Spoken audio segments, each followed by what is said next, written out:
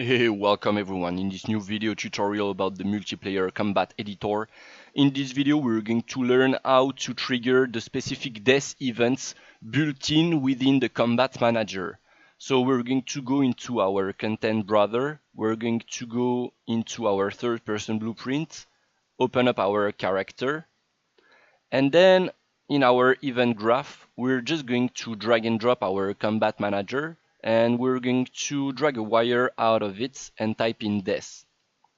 And we can see we have a bunch of functions that pop up: death, ragdoll, destructible, destroy, animation, state, and sequence. And we're going to pull them all out. So like this, I'm going to type in to copy and paste my death text just to pull them all out like that. So each of these events, these events is actually wrapping up some Unreal functions for you to quickly trigger visual events related to death.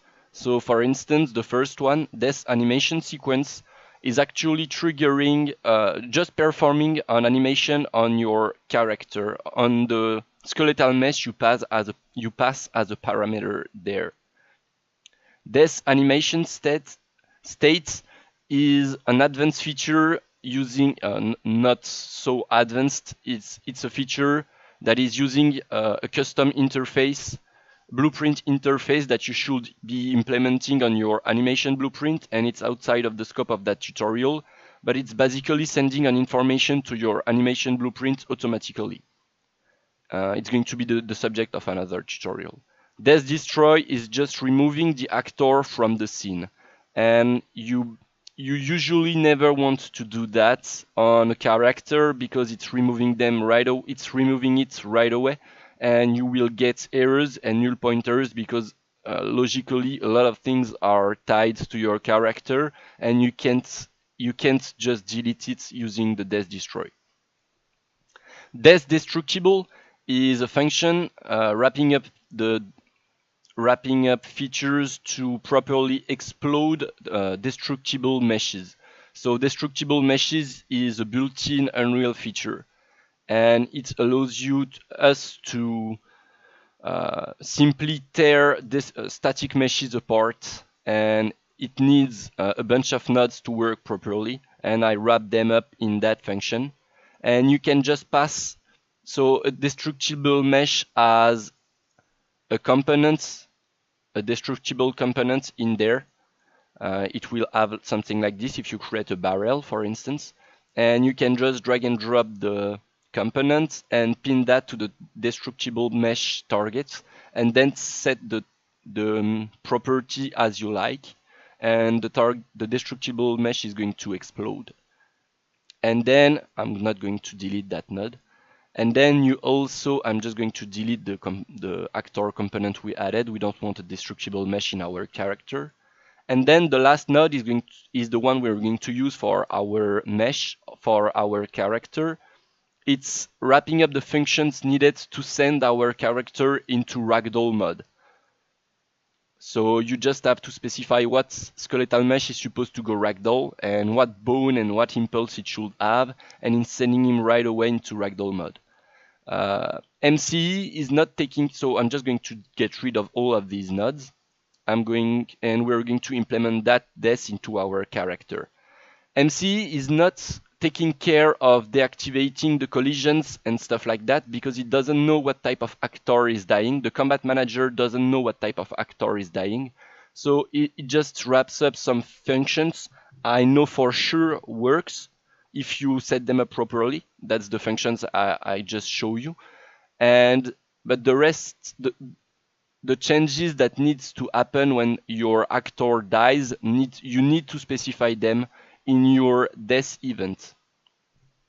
So we're going to go into that event on death.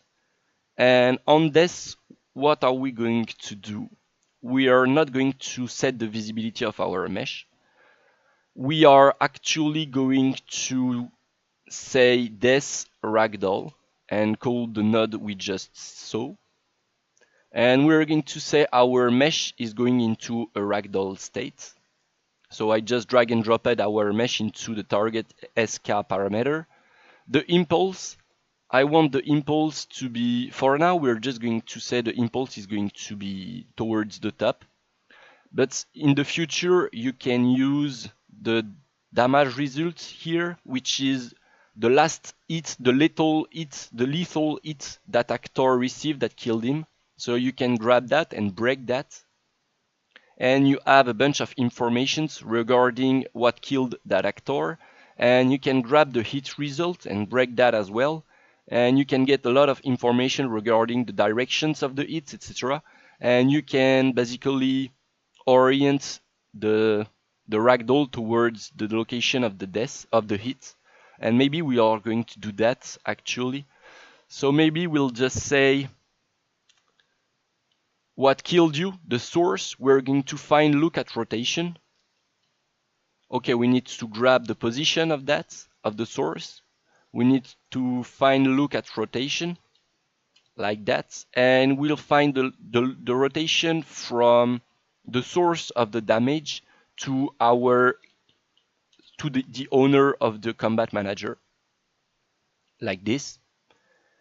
And then we are going to say to multiply this. Actually, we're going to, we have the direction.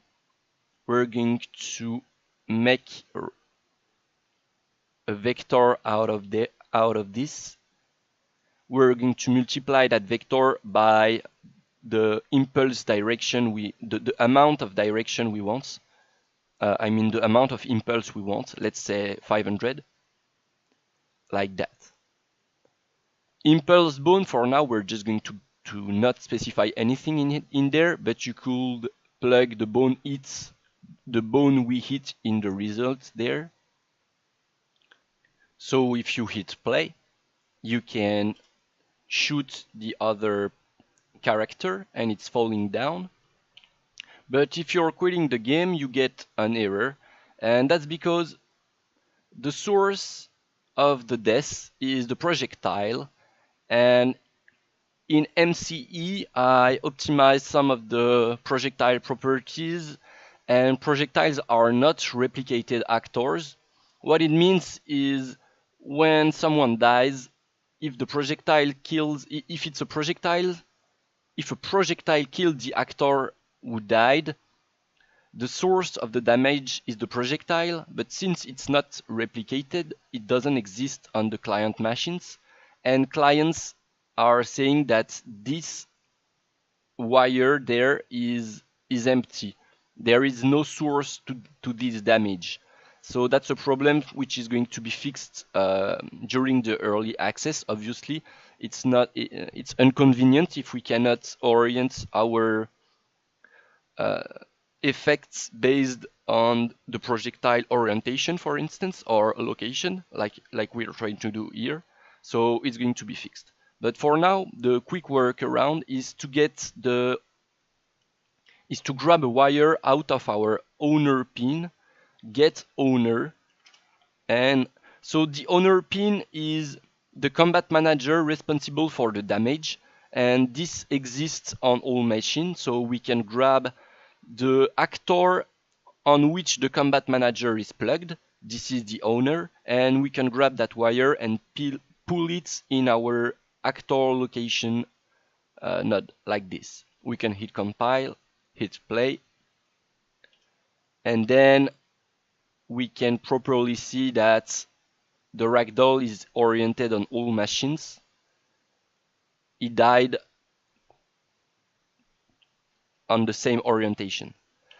So maybe your character is not dying instantly, and that's because you have an else stat.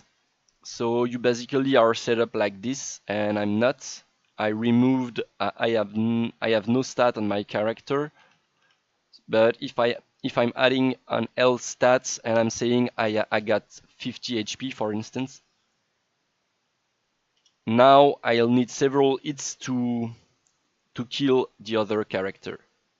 And as you can see, the collisions are not are not properly set up, when it's dead, it still have its collisions. So that's it for that video, guys. Hope you guys enjoyed it and hope to see you in the next one. Bye bye.